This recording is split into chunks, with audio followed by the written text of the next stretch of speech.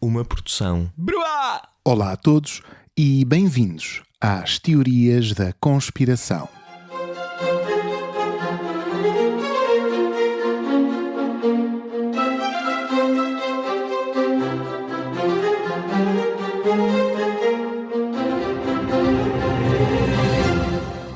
Esta é uma republicação integral do episódio 37, originalmente publicado em abril de 2024. O ano era 2020, rebentava a pandemia de Covid-19 e eu estava sentadinho em casa a ler um livro intitulado Deadliest Enemy, Our War Against Killer Germs, qualquer coisa como Inimigo Mortal, a Nossa Guerra contra os Germes Assassinos, do epidemiologista Michael T. Osterholm. Como o próprio nome indica, este livro, que recomendo vivamente, é um pequeno historial do combate entre o ser humano e os verdadeiros donos do mundo, os vírus, as bactérias e os micro-organismos que toleram a nossa presença no seu planeta. Ora, no segundo capítulo, Osterholm descreve uma reunião de emergência no CDC, o Center for Disease Control, na cidade de Atlanta, em junho de 1981, após a identificação de um estranhíssimo fenómeno, uma forma rara de pneumonia e outra de cancro, normalmente associadas a pacientes com problemas no sistema imunitário, tinham sido identificadas numa população de pacientes, todos eles homens, todos eles homossexuais, todos eles saudáveis até então, diz Osterholm. Assim que os mídia noticiaram os surtos destas estranhas doenças, o CDC recebeu inúmeras chamadas a descrever sintomas semelhantes. Até ao final de 1981, um total de 270 casos de imunodeficiência severa tinham sido reportados em homossexuais. Destes, 212 tinham acabado por morrer. No primeiro ano da nossa análise, este fenómeno foi observado maioritariamente em homens gays e utilizadores de drogas intravenosas. No ano seguinte, a estimativa da doença chegava às dezenas de milhares de casos.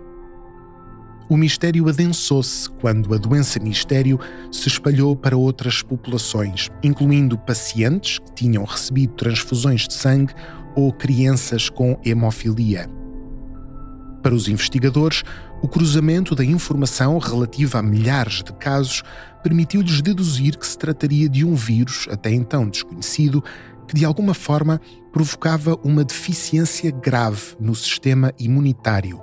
Foi o CDC a primeira entidade a falar de um síndrome de imunodeficiência adquirida e a usar a sigla SIDA, ou seja, claro, SIDA.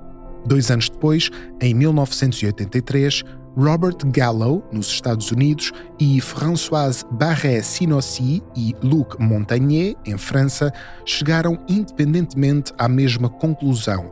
Provavelmente a SIDA seria causada por um retrovírus, o vírus da imunodeficiência humana, que viria a ser conhecido como VIH.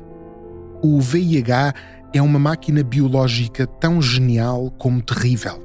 Primeiro, porque destrói as células do sistema imunitário, ou seja, ataca exatamente a capacidade do nosso corpo de se defender de agentes patológicos. À medida que a carga viral vai aumentando e mais células ficam infectadas pelo vírus, o sistema imunitário fica mais e mais enfraquecido. Mas este vilão vai ainda mais longe. Ele não é apenas um vírus, é um retrovírus, o que significa que consegue inserir o seu próprio ADN no genoma das células infectadas, alterar o seu material genético e, com isso, forçar a célula a produzir mais exemplares do vírus. Ou seja, o VIH não só destrói os mecanismos de defesa do nosso organismo, como utiliza-os para produzir mais cópias de si mesmo. Felizmente, e é importante dizer isto, estar infectado com VIH não é o mesmo que ter SIDA. Os seropositivos, isto é, as pessoas infectadas com VIH, podem passar muitos anos, até uma vida inteira, sem que a carga viral aumente ao ponto de desenvolverem o síndrome de imunodeficiência adquirida. E apesar de ainda não haver cura para o VIH, é possível tratá-lo. Segundo o site do nosso Serviço Nacional de Saúde, o tratamento consiste na toma de medicamentos antirretrovirais com o objetivo de travar a replicação do vírus e recuperar de forma significativa o sistema imunitário das pessoas infectadas, permitindo que vivam durante mais anos e com qualidade.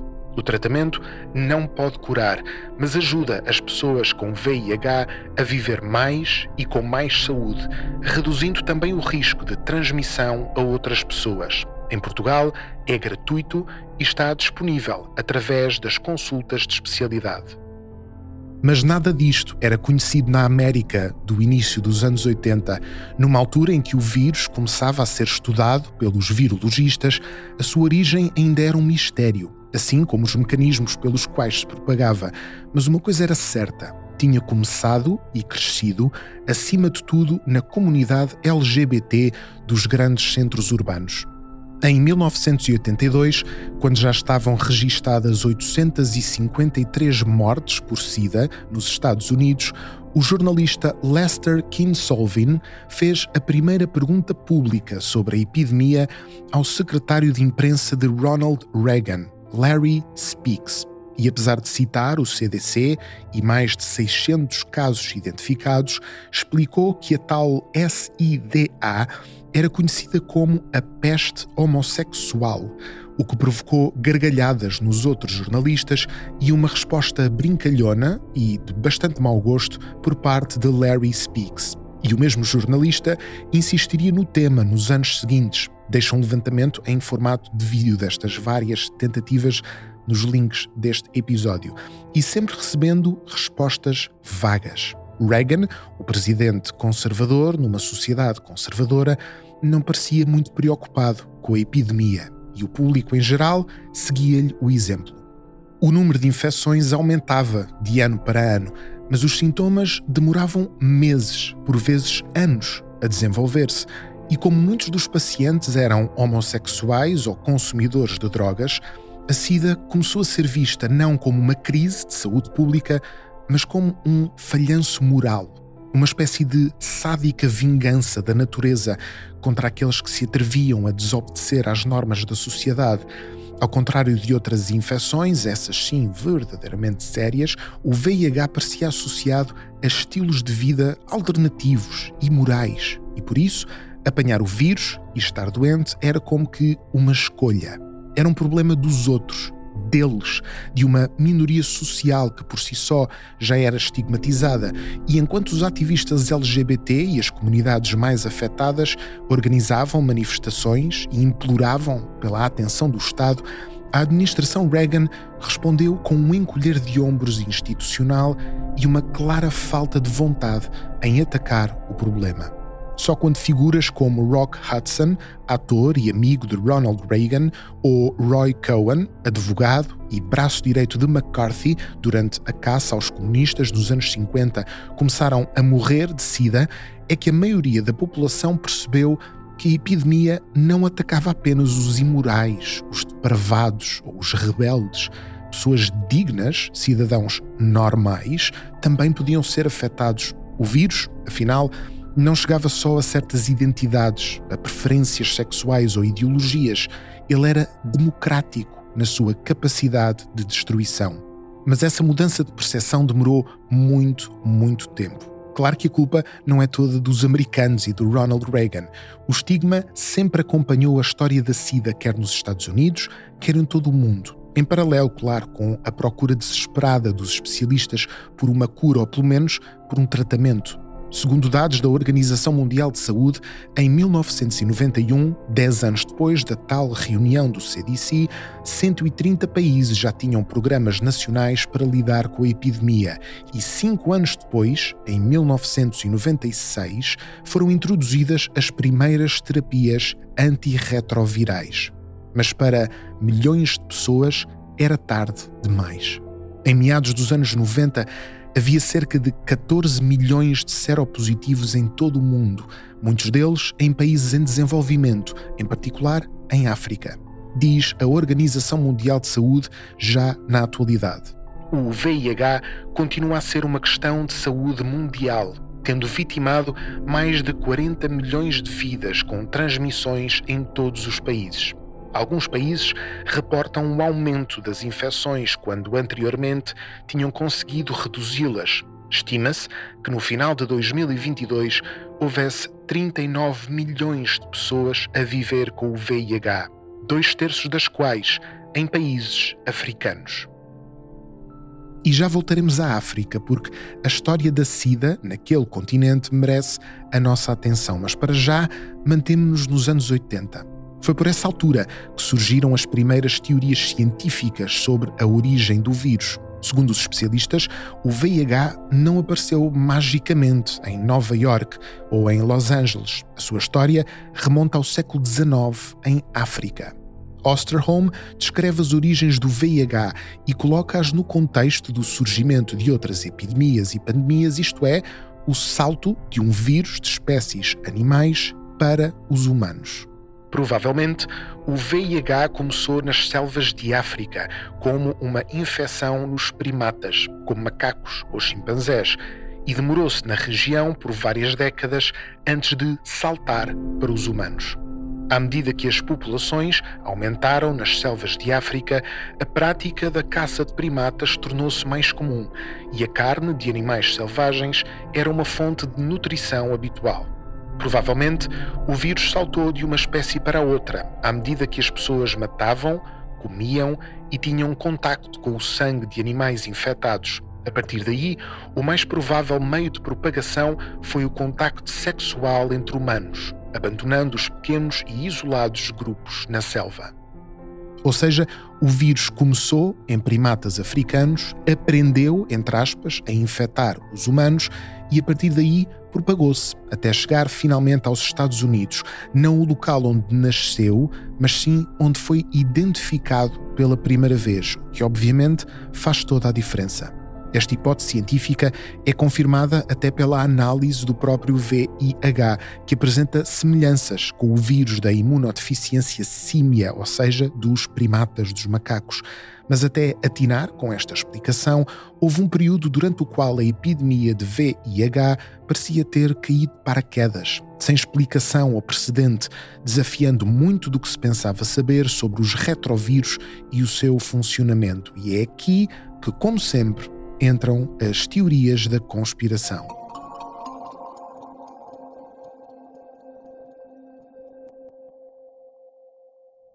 A história do VIH é também uma história de má informação. Para nós, que ainda temos a pandemia de Covid-19 muito presente, não é difícil entender o que aconteceu nos anos 80. O ambiente era de paranoia e de medo, mesmo para quem tinha as melhores intenções, e pelo sim, pelo não, aceitavam-se rumores como verdades absolutas.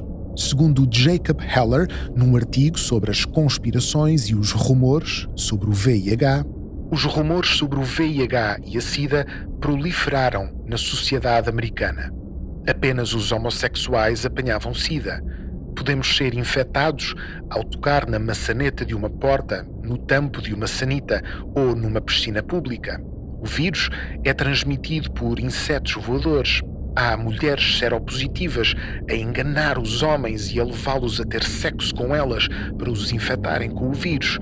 A SIDA foi desenvolvida pela CIA para matar afro-americanos e homossexuais, ou então não era sequer causada por um vírus. Mas a primeira teoria da conspiração sobre o VIH não emergiu de uma sopa de rumores e desinformação. Curiosamente, veio das cabeças de um médico e de um advogado, Robert e Ted Stracker. Contada pelos próprios, a sua história começa em 1983, 2 anos depois do início da epidemia, ao investigarem a relação entre os seguros de saúde e o acompanhamento médico dos pacientes infectados com VIH, depararam-se com um problema. Aliás, com vários.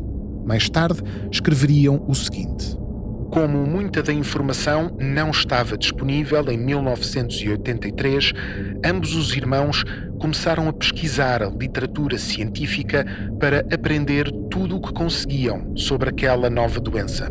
A informação descoberta foi tão surpreendente tão inacreditável que alterou dramaticamente as suas vidas e conduziu a uma jornada de 5 anos, culminando com a criação do Memorandus Tracker, o vídeo mais controverso dos nossos tempos e o incrível conjunto de documentos conhecido como o Alerta de Ataque Biológico.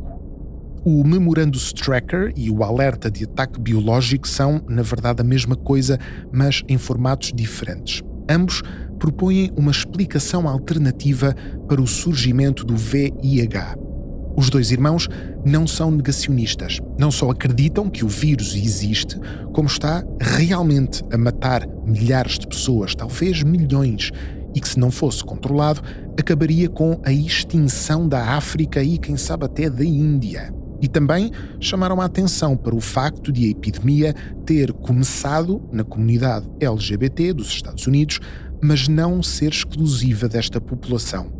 A sua principal discordância com a narrativa oficial é que o VIH não tem origem natural. Pelo contrário, dizem eles, foi encomendado pela Organização Mundial de Saúde e pelas autoridades de saúde americanas e propagado em Los Angeles e Nova York através de uma campanha de vacinação contra a hepatite B, que realmente aconteceu no final dos anos 70 e início dos anos 80. O objetivo era estudar como um vírus capaz de destruir o sistema imunológico poderia espalhar-se pela comunidade. O problema é que a experiência transformara-se, entretanto, numa verdadeira pandemia e as autoridades de saúde inventavam formas de desviar a atenção do público do seu papel na sua criação, incluindo, claro, inventar uma alegada origem natural para o VIH.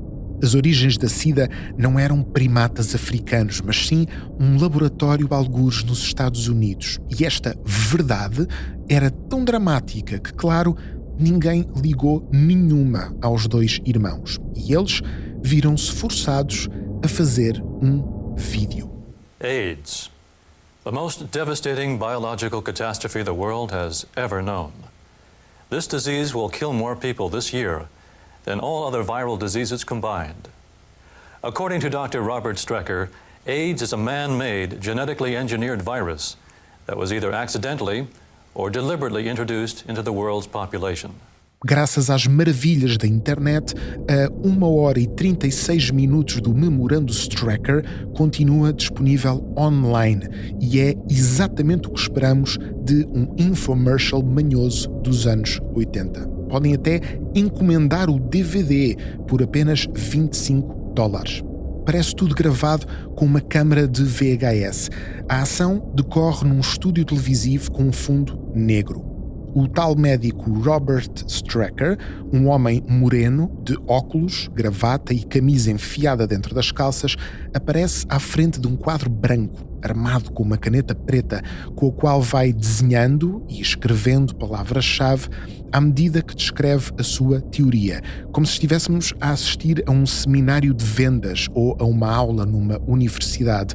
E depois de mais de 1 hora de exposição, Strecker é entrevistado, entre aspas, por 4 doutores, entre aspas, pelo menos são apresentados como doutores, cujas especialidades nunca são declaradas, que parecem lá estar para dar credibilidade ao vídeo, mas acabam simplesmente por elogiar Strecker e repetir o quão fraturante e revolucionária é toda aquela informação. E para mim, que vi a 1h30 de vídeo na íntegra, o mais curioso é a estranha mistura entre loucura e informação construtiva. Por um lado, Strecker vai contra a opinião reinante do público americano, especialmente o mais homofóbico, chamando a atenção, corretamente, para o facto da SIDA não ser uma doença homossexual. E ele faz também um ótimo trabalho a explicar a importância de combater a epidemia o mais depressa possível, antes que se espalhasse por milhões de pessoas em todo o mundo. Mas, por outro lado, muitas das suas afirmações de cariz científico envelheceram extraordinariamente mal. Num texto que acompanha o vídeo, escreve-se o seguinte: em maiúsculas, se planeia ter relações sexuais esta noite, é melhor ler isto. O maior equívoco que nos é imposto neste momento relaciona-se com os americanos sexualmente ativos. É-nos dito que se um homem usar um preservativo, a transferência do vírus mortal é praticamente impossibilitada. Nada poderia estar mais longe da verdade. De todos os fluidos corporais, o sêmen é o que contém menos carga viral. Uma abundante ejaculação pode produzir apenas 2 ou 3 vírus. Isto é sustentado pela literatura médica, mas digamos por momentos que todos os estudos sobre isso estão errados. Vamos fingir que há milhões de vírus da SIDA na ejaculação. Têm consciência que os preservativos estão repletos de buracos microscópicos? Estudos demonstram que até os buracos mais pequenos encontrados em preservativos são 2 a 10 vezes maiores que o vírus da SIDA. Seria como atirar uma bola de golfe por um cesto de basquetebol. Os preservativos não preveniram, nunca vão prevenir e não podem prevenir a SIDA. Só para que fique abundantemente claro, isto é mentira. Usar preservativo é, no geral, uma excelente ideia e eles são altamente eficazes na prevenção da transmissão sexual do VIH. Mas voltando ao argumento central do memorando, para os Stracker, praticamente tudo o que era dito pelo establishment científico e médico da altura era mentira. Por um motivo simples, é que as autoridades de saúde queriam esconder o facto de serem as verdadeiras autoras e criadoras do VIH e o tal alerta de ataque biológico, uma carta que Ted Stracker, o irmão do Robert Stracker, escreveu e enviou ao presidente, vice-presidente, governadores, senadores, congressistas, jornalistas, usava uma linguagem ainda mais sensacionalista. As autoridades de saúde tinham basicamente atacado os Estados Unidos com armas biológicas e preparavam-se para fazer algo ainda pior. Daí o termo alerta.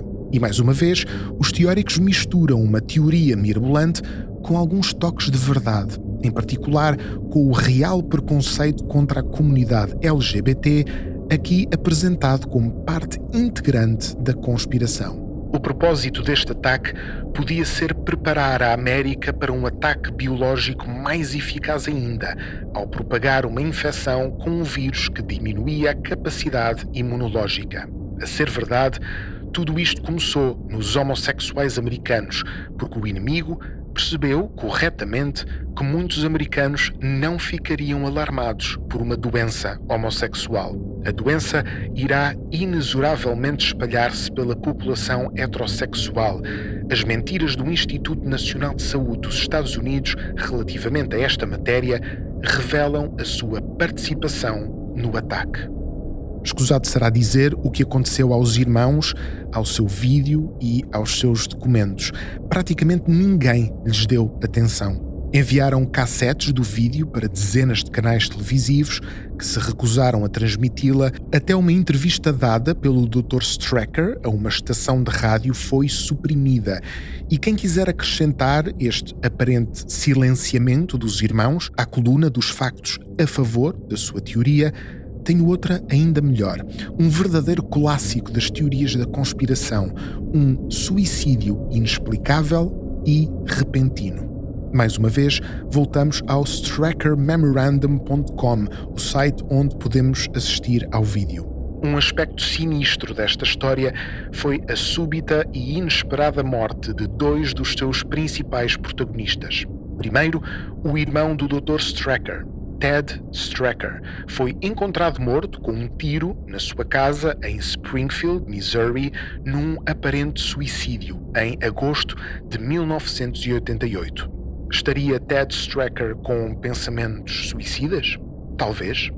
No passado, ele sofrera de depressão e de uma monumental frustração com a falta de interesse despertada pelas suas descobertas. O Dr. Stracker falou com ele na noite anterior à sua morte. O Ted estava animado e entusiasmado com certos desenvolvimentos que prometiam algum progresso. No dia seguinte, encontraram-no morto, com a sua arma calibre 22 ao seu lado. Nenhuma nota, nenhuma mensagem, nenhuma despedida. Oficialmente, um suicídio.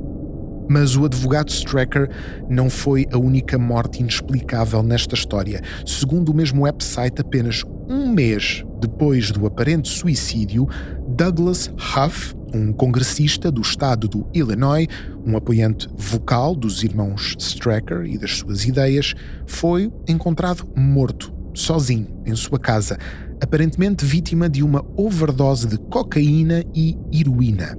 Causa de morte oficial, um infarte. E quem se sentir generoso para com as ideias dos irmãos pode até ir buscar exemplos históricos. No centro da sua teoria está um pressuposto assustador. Seria o governo dos Estados Unidos capaz de utilizar membros de uma minoria para fazer testes médicos sem o seu consentimento e assim provocar a doença e a morte numa quantidade significativa de pessoas? Infelizmente, a resposta é sim. O mais conhecido caso com estas características é o aterrorizador estudo Tuskegee, que a partir dos anos 30 e durante décadas utilizou mais de 600 negros das zonas rurais do Alabama como verdadeiras cobaias num estudo sobre a sífilis. 399 pessoas foram diagnosticadas com a doença, mas os médicos ocultaram esses resultados dos seus pacientes, não os informaram sequer que iriam participar no estudo, negaram-lhes qualquer tratamento e deixaram-nos adoecer e morrer de sífilis e outros problemas de saúde para poderem calmamente estudar os efeitos da evolução da doença. Só em 1972, 10 anos antes da crise do VIH, é que os americanos descobriram a verdade sobre o estudo Tuskegee e as suas aterrorizadoras consequências. Por isso, não admira que nos anos e décadas seguintes, uma das comunidades com maior prevalência de crenças conspirativas, especialmente sobre o papel do governo na criação ou proliferação da SIDA, fosse exatamente a comunidade afro-americana. Segundo um estudo de 2006, num inquérito porta a porta na Califórnia, Klonoff e Landrinell descobriram que 27% dos afro-americanos apoiavam a afirmação que o VIH é um vírus produzido pelo homem que o governo produziu para matar a população negra. Mais recentemente, Bogart e Thornburn descobriram através de um outro inquérito à comunidade afro-americana que perante a afirmação "a SIDA é uma forma de genocídio contra os negros", mais de 20% dos homens e 12% das mulheres mostraram concordância e que mais de 30% dos homens e 24% das mulheres concordavam com a afirmação "a SIDA foi produzida num laboratório governamental". Ambos os estudos notam a história do estudo de Tuskegee e o seu potencial papel como gerador de desconfiança no que toca a tratamentos médicos, discriminação racial e disparidades no sistema de cuidados de saúde. Estas crenças têm potencialmente consequências perigosas para a prevenção do VIH e para o tratamento da SIDA. Bogart e Thornburn notam que estas crenças conspiratórias estão associadas a atitudes negativas quanto ao uso do preservativo. O estudo Tuskegee levanta outro problema, porque permite-nos responder positivamente à pergunta de há bocado e que tresanda a pensamento conspiratório. Seria o governo americano capaz de utilizar membros de uma minoria estigmatizada para fazer testes médicos sem o seu consentimento e assim provocar a doença e a morte numa quantidade muito significativa de pessoas? A resposta, dizem-nos os maluquinhos das conspirações, é sim. E a resposta, diz-nos a história, é sim. Em suma, a narrativa sugerida pelos irmãos, ainda que falsa e enganadora, não pressupõe nada de inédito e tem até antecedentes históricos a seu favor. E quem acreditasse nela não fazia por ignorância, mas sim, se calhar, por pura memória histórica. Os irmãos Stracker não foram os únicos a propor teorias da conspiração sobre o VIH.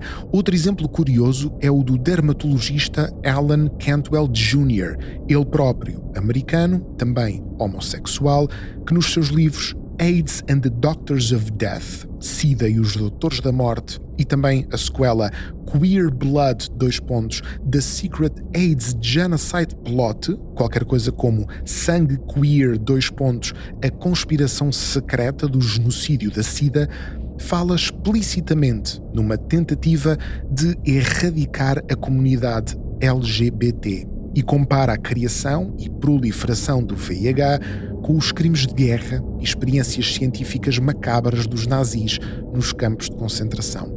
E apesar de ser impossível concluir que Cantwell é ilustrativo do que a comunidade LGBT pensava na altura, não é difícil ver nas suas palavras a mesma paranoia que afetava também os afro-americanos.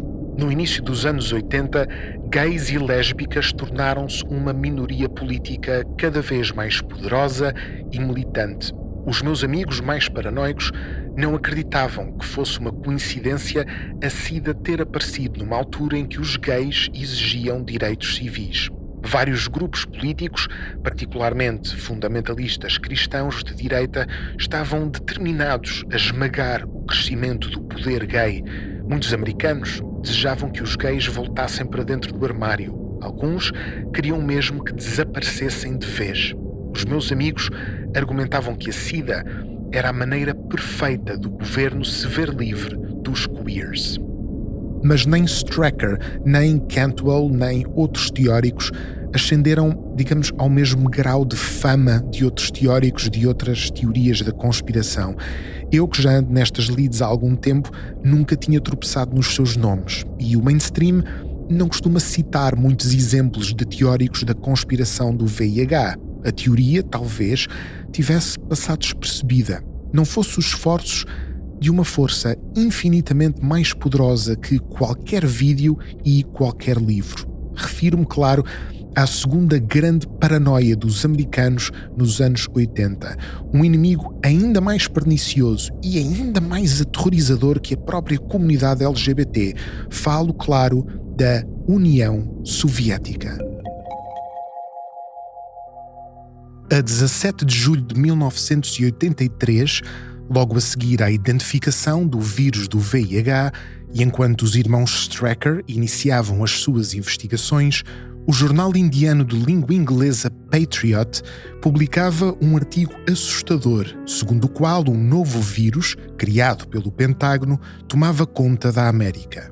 Pior, os americanos queriam mudar as experiências com o novo vírus para o Paquistão, mesmo ao lado da Índia, e com isso colocar em risco a vida de milhares de indianos. A princípio, a notícia passou despercebida, mas 2 anos depois começou a reaparecer em dezenas de publicações em todo o mundo, incluindo no Quênia, Bangladesh, Bulgária, Finlândia, Paquistão, no jornal Daily Express, em Londres, e em março de 1987 é citada pela primeira vez na televisão americana pela boca do popular e respeitado jornalista Dan Rather. A União Soviética celebrou o acontecimento. Os Estados Unidos, com toda a sua superioridade moral, pareciam ser, na verdade, um exportador internacional de armas biológicas. E até pediu ajuda aos serviços de informação da República Democrática Alemã para arranjar um cientista, o Dr. Jacob Segal, para escrever um relatório que alegadamente provava, sem sombra de dúvidas, que o VIH tinha mesmo sido criado em laboratório. O que só se veio a saber mais tarde é que a notícia original, no tal jornal indiano, que dera origem à teoria da conspiração, não era de todo inocente. Na verdade, tinha sido plantada pelos próprios soviéticos. Era uma das milhares de campanhas de desinformação soviéticas destinadas a espalhar o caos informativo e tinha um nome: Operação Denver, também conhecida como Operação Infection. Os soviéticos eram verdadeiros especialistas na criação destas campanhas, desenvolvendo todo um sistema que ia desde o brainstorm criativo à aprovação burocrática final.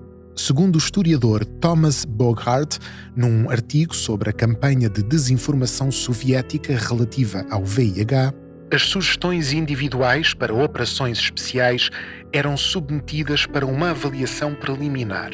A maioria dessas sugestões eram descartadas na primeira fase do processo de seleção, sobrevivendo apenas as ideias que correspondiam aos planos a longo prazo e cujas consequências previam resultados positivos.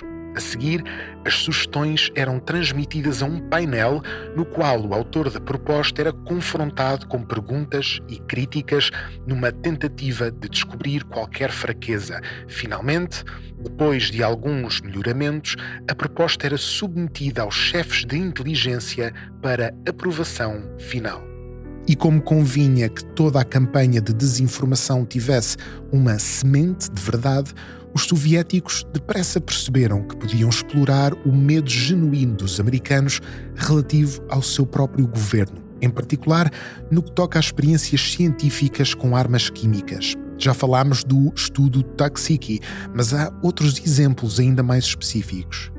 Nos anos 70, os americanos descobriram que em Fort Detrick, no Maryland, havia efetivamente um laboratório que criava vírus e germes passíveis de serem utilizados como armas. E em 1966, o exército espalhou um gás indolor e inofensivo por várias estações de metro em Nova York para estudar a propagação de uma arma química em condições, digamos, cotidianas.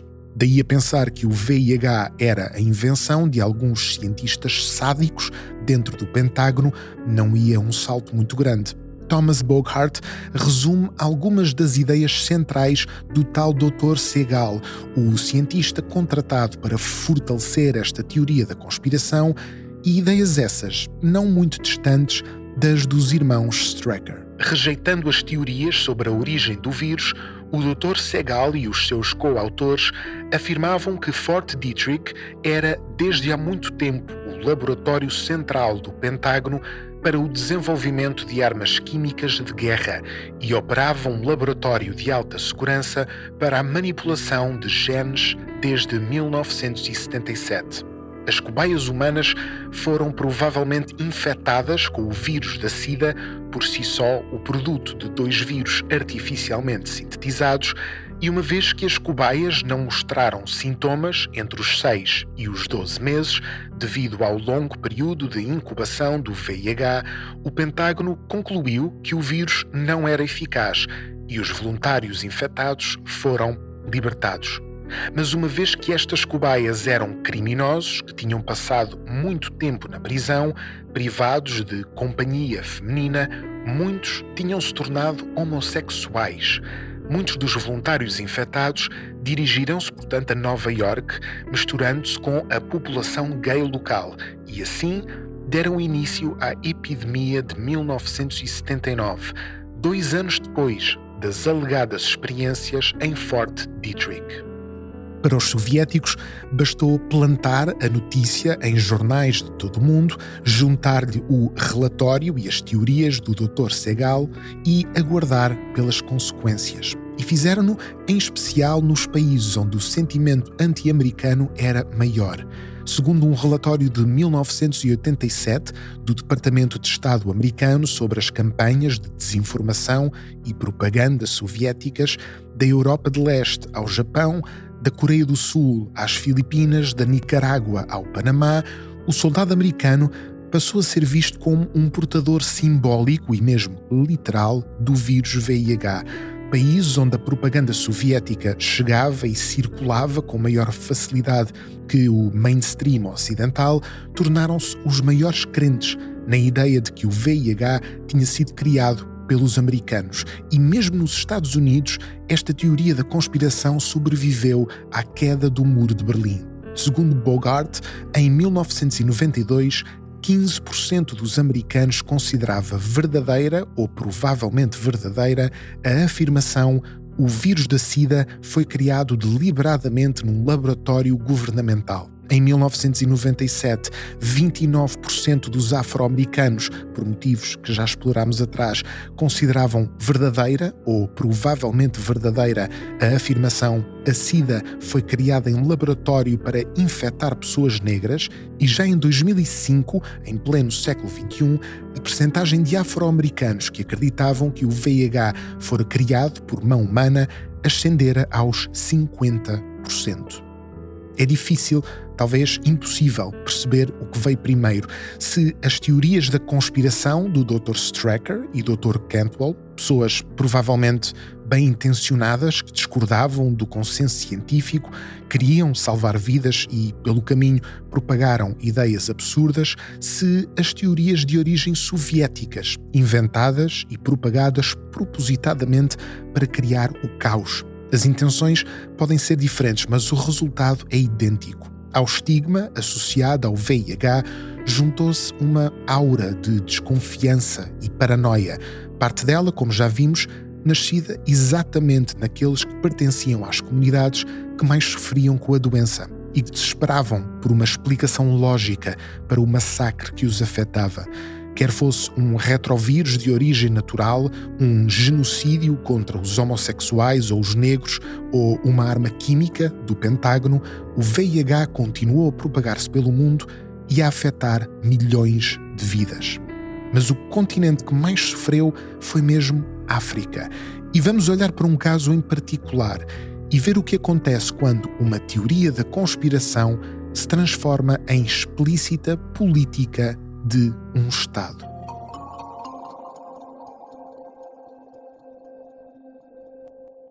Mas antes temos de voltar, mais uma vez, lamento, aos anos 80. Em 1987, mais ou menos na mesma altura em que já corria o Memorando Stracker e os soviéticos espalhavam desinformação sobre as origens do VIH, Peter Duesberg, um especialista em biologia molecular, publicou um artigo numa revista científica com o título Retrovírus como carcinógenos e patogénicos. : expectativas e realidade. Neste artigo, Duesberg defendia algo que contradizia diretamente o consenso científico que se formava à sua volta. Ele dizia que o VIH não causava SIDA. Sim, havia uma coisa chamada VIH e sim, havia um síndrome chamado SIDA. E sim, as pessoas ficavam doentes e morriam e não tinha sido criado em laboratório.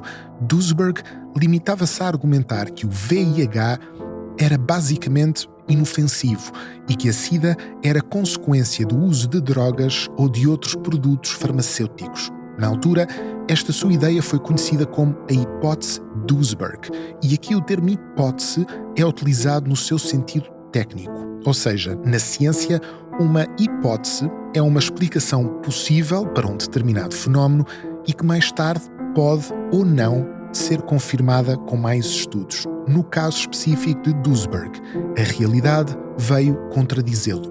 Os anos passaram e os especialistas repararam que era possível isolar e estudar o VIH e o seu respectivo funcionamento.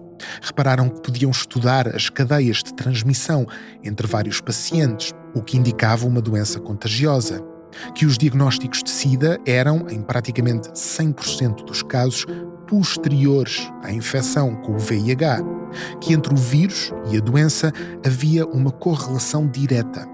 Que a administração de terapêuticas com antirretrovirais a pacientes seropositivos reduzia drasticamente a probabilidade de desenvolverem SIDA. E mais importante ainda, que a infecção por VIH era o único fator comum entre milhares e milhares de pacientes com SIDA, independentemente da geografia, idade, orientação sexual, estado de saúde, outras patologias ou qualquer outro fator. Em suma, olhando de vários ângulos possíveis, a hipótese de Duesberg caíra por terra. Até aqui, tudo bem, a ciência é mesmo assim.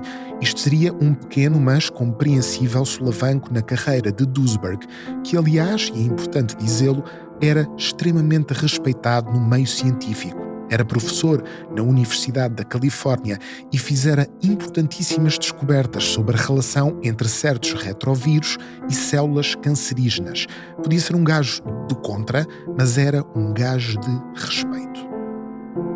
Por isso, foi com surpresa que a comunidade científica viu Duesberg a teimar na sua hipótese, mesmo quando as evidências apontavam noutro sentido. Praticamente sozinho, Duesberg inaugurou o campo dos negacionistas do VIH, uma coligação mais ou menos informal de pessoas que negavam a, digamos, narrativa oficial dos médicos e dos cientistas com diferentes graus de loucura. Alguns concordavam com Duesberg, dizendo que podia haver uma correlação entre VIH e a SIDA, mas que ainda não tinha sido demonstrado que o primeiro causava o segundo. Outros iam mais longe, sugerindo até que a SIDA era consequência dos próprios tratamentos antirretrovirais, e havia até quem argumentasse que a SIDA aparecia, sim senhor, especialmente nos países em desenvolvimento, como em África, mas acima de tudo por falta de alimentação equilibrada e água potável. O problema é que nem todos eram malucos, ou pelo menos óbvios malucos. Temos, por exemplo, o cientista Kary Mullins, Prémio Nobel da Química de 1993, um conhecido negacionista do VIH, e temos também Celia Farber, uma jornalista americana que escrevera para a Rolling Stone, a Esquire, a Harper's, a Salon ou o New York Post, antes de cair em desgraça quando defendeu que o VIH podia não provocar SIDA, que os riscos dos medicamentos antirretrovirais tinham sido severamente negligenciados pelas autoridades médicas e também que a doença representava um incentivo económico descomunal para as farmacêuticas e para os cientistas, que, desesperados por financiamento, alimentavam esta indústria com milhares de estudos todos os anos e todos propositadamente coerentes entre si. E como tantas vezes acontece nestas situações, à primeira vista é difícil para o leigo distinguir entre um especialista que é posto de lado porque até pode ter razão e é incomodativo para o sistema e um especialista que é posto de lado porque diz disparates. Nunca sabemos bem se estamos perante o novo Galileu ou um esquizofrénico aos gritos na rua, independentemente dos seus prémios Nobel ou da sua carreira de jornalismo respeitável. No seu agora famoso artigo Out of Control, AIDS and the Corruption of Medicine, portanto, fora do controle, SIDA e a corrupção da medicina, Farber fazia a habitual defesa dos dissidentes mais sérios, mas que, infelizmente, é um argumento que acaba por aplicar-se também aos teóricos da conspiração mais desequilibrados. Qualquer tentativa de testar, de forma rigorosa, a hipótese médica dos nossos tempos encontra não um debate razoável, mas uma retórica de chantagem emocional. Peter Duesberg tem sangue de bebés africanos seropositivos nas mãos. Duesberg é mau, um psicopata científico, devia ser preso. Aqueles que desejam desafiar o establishment da pesquisa sobre a SIDA através de um debate semelhante ao de outros ramos científicos é imediatamente apelidado de negacionista, como se ser céptico em relação ao perigo de um retrovírus fosse o equivalente moral a negar que 6 milhões de judeus foram massacrados pelos nazis. Este campo de estudos define-se não pelo cepticismo científico, mas pelo zelo moral. Foi decidido que o VIH causa a SIDA e, em consequência, toda a pesquisa científica e todo o financiamento deve partir desse pressuposto. Da mesma forma, foi decidido que o AZT, o primeiro tipo de medicamento antirretroviral, era uma bala mágica contra o VIH. Toda a gente sabia que era um medicamento que salvava vidas, antes de qualquer pessoa poder efetivamente verificá-lo, e desta maneira qualquer controle científico foi comprometido. Jornalistas, incluindo eu própria, que noticiaram na altura que o medicamento parecia estar a matar alguns dos seus pacientes, eram apelidados de negacionistas AZT e até de assassinos. E assim obtemos o último vértice do nosso triângulo do VIH. Primeiro, os especialistas e a narrativa mainstream, formada por todos aqueles que investigaram, testaram e eventualmente conseguiram tratar o VIH. Segundo, os teóricos da conspiração em full speed, os apologistas da ideia de um genocídio de minorias. E terceiro, algures num meio termo entre os dois grupos, os negacionistas, ainda que recusassem esta caracterização, claro. São os dissidentes, os do contra, que parecem, pelas suas próprias palavras, habitar um meio termo entre a ciência e a especulação. Desde os anos 80 que o vértice do triângulo mainstream ganhou a guerra. e conseguiu conquistas significativas no combate à SIDA. Mas quem acompanhava este debate de perto no final dos anos 90 e com profundo interesse era o nosso último protagonista de hoje. Não um cientista, um médico, um jornalista ou um espião soviético, mas sim um político. Mais precisamente, Thabo Mbeki, o sucessor de Nelson Mandela na presidência da África do Sul. Apesar da verdadeira epidemia de VIH no seu país, Mbeki acompanhava de perto o movimento negacionista internacional e desconfiava profundamente das soluções, entre aspas, oferecidas pelo mainstream. E muito graças ao historial de abusos da indústria farmacêutica na África do Sul e outros países africanos. Segundo um artigo de 2007 da autoria de Michael Spector, publicado pela New Yorker, para Mbeki e outros sul-africanos, cuja visão do mundo fora influenciada pela sua luta contra o apartheid, é compreensivelmente difícil imaginar que os brancos, vestidos em batas de laboratório, quisessem realmente ajudá-los. No passado, muitas drogas e vacinas foram testadas em populações africanas e a sua eficácia foi demonstrada graças à sua ajuda. Mas essas drogas eram demasiado caras para poderem ser adquiridas pelos países africanos.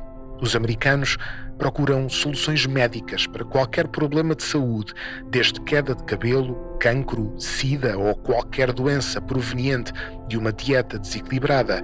Mbeki argumenta que aquilo que o seu país precisa é de comida e água limpa. Não é possível dizer que a resposta a um corpo humano saudável seja a medicação, disse ele ao Parlamento em 2004. A resposta é alimentação. A Ministra da Saúde repete isto todos os dias e, como reagem, gozam com ela. É como se fosse uma maluca vinda da lua. Graças a Mbeki, a uma desconfiança profunda nos medicamentos ocidentais e também ao recurso à medicina tradicional, a África do Sul transformou-se num gigantesco laboratório de curas alternativas para a SIDA. No seu artigo, Spector descreve o trabalho de Zebulon Gwala, um ex-motorista de pesados que diz ter sonhado com uma cura para o VIH e agora vende uma mistura de ervas e mesinhas naturais a centenas de sul-africanos seropositivos todos os dias. E com o apoio implícito do presidente, Matthias Rath, um empreendedor alemão e vendedor de suplementos multivitamínicos, distribuiu milhares de frascos dos seus comprimidos a alguns dos sul-africanos mais pobres do país, para horror das ONGs como a Médicos Sem Fronteiras, cuja presença na África do Sul incluía, claro, o tratamento de VIH com medicação antirretroviral.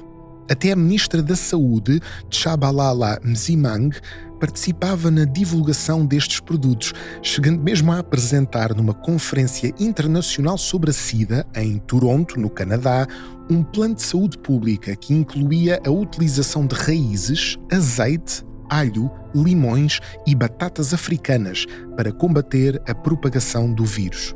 Por isso, na África do Sul, o negacionismo transformou-se em política de Estado. Mbeki recrutou alguns dos principais negacionistas para formarem uma espécie de painel em resposta à epidemia do país, incluindo nomes como David Rajnik, Harvey Bialy e, claro, o próprio Peter Duesberg.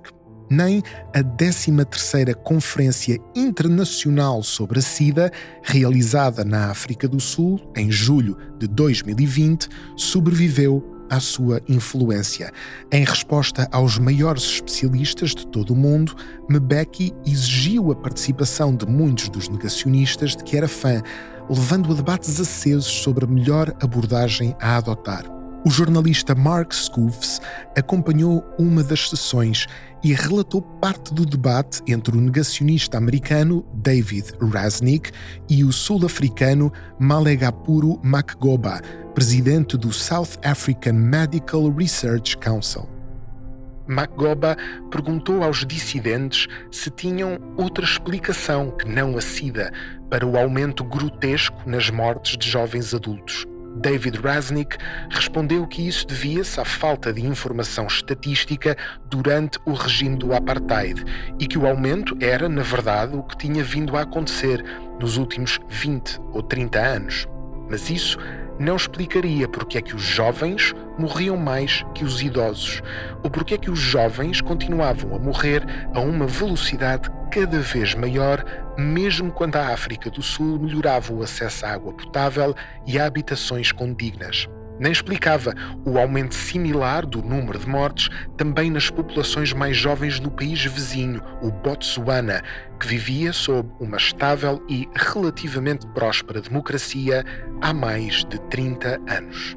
Resumindo, a Conferência Internacional transformou-se numa espécie de referendo sobre os mais básicos factos e observações sobre a SIDA e, ao invés de construir novas e modernas soluções, dedicou-se acima de tudo a estabelecer os princípios básicos da epidemia e a tentar desesperadamente contradizer os negacionistas. O evento foi mal recebido a nível internacional e a ciência, com C grande, decidiu reagir. Mais de 5.000 médicos e cientistas assinaram a chamada Declaração Durban, a cidade onde a conferência decorrera, e na qual afirmavam que o VIH causava a SIDA e que a comunidade científica séria estava unida nesse consenso.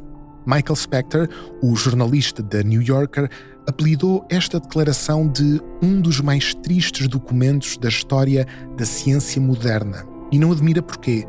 Os especialistas tinham de reagir perante o facto de um dos países com mais casos de infecção por VIH do mundo ser, ao mesmo tempo, o país que dava mais palco aos negacionistas.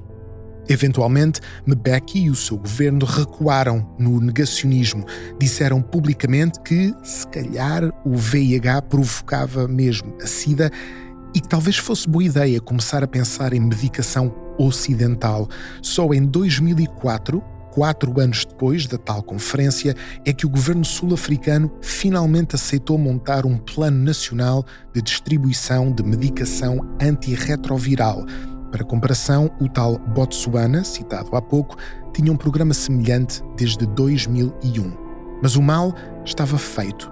Durante 5 anos, a África do Sul foi um verdadeiro caso de estudo. Podia dar-se o caso de um país, dos seus mais desfavorecidos cidadãos até ao seu presidente, aplicar medidas negacionistas e ver até uma significativa melhoria nas condições dos seus infectados com VIH. Se Duisberg e companhia estivessem certos, se a melhoria das condições de vida impedisse o aparecimento da SIDA, se as mesinhas tradicionais ou os suplementos vitamínicos fossem eficazes e se os medicamentos antirretrovirais fossem até responsáveis pelo aumento dos números de doentes, então uma coisa é certa: os sul-americanos deveriam ver o seu número de infectados reduzir-se. Em 2008, um estudo da Universidade de Harvard analisou os dados provenientes da África do Sul entre 2000 e 2005 e calculou que a experiência de Mbeki falhara. Mais de 330 mil sul-africanos morreram por falta da implementação de um programa de tratamento a nível nacional e 35 mil bebés nasceram com VIH, porque as suas mães não receberam a medicação recomendada. Este foi o preço a pagar pela aplicação das ideias negacionistas. Aqui no conforto do mundo ocidental não tivemos o mesmo azar. O VIH e a SIDA já não carregam o mesmo estigma que nos anos 80 e 90 e não temos nem de longe o mesmo número de pessoas infectadas com VIH. Apesar de ainda não haver uma cura, a abordagem terapêutica contra o VIH é um daqueles milagres da medicina semelhantes à penicilina ou aos programas de vacinação. Mas isso não significa que as crenças conspiratórias e negacionistas não tenham sido bem-sucedidas. Dá-se apenas o caso de terem sido aplicadas exatamente nas populações mais vulneráveis. Muitas vezes refletimos aqui neste podcast se há ou não consequências práticas, mensuráveis e realmente negativas para as teorias da conspiração. se há uma equivalência moral entre propagar crenças conspiratórias e realmente fazer mal a outras pessoas. Afinal, qual é o problema em acreditar no Triângulo das Bermudas ou no terraplanismo? De facto, em muitos casos, a única vítima nem sequer é o nosso corpo, é a nossa saúde informativa, às vezes psicológica.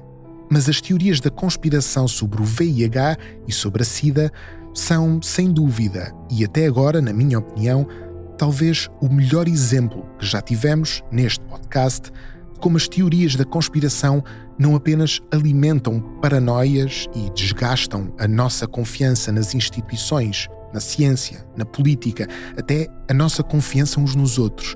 Elas podem literalmente matar. Até à próxima.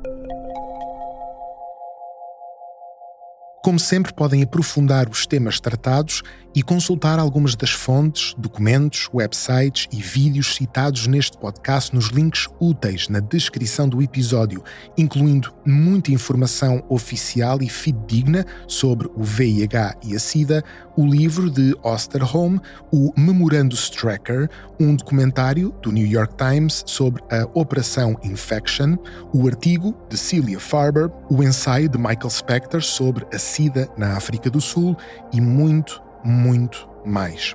Se gostaram deste podcast, deem-nos uma classificação de 5 estrelas no iTunes e também no Spotify para nos ajudar a chegar a mais ouvintes. Acompanhem-nos também no YouTube e em todas as plataformas de podcasts e, claro, partilhem com familiares e amigos. Até à próxima!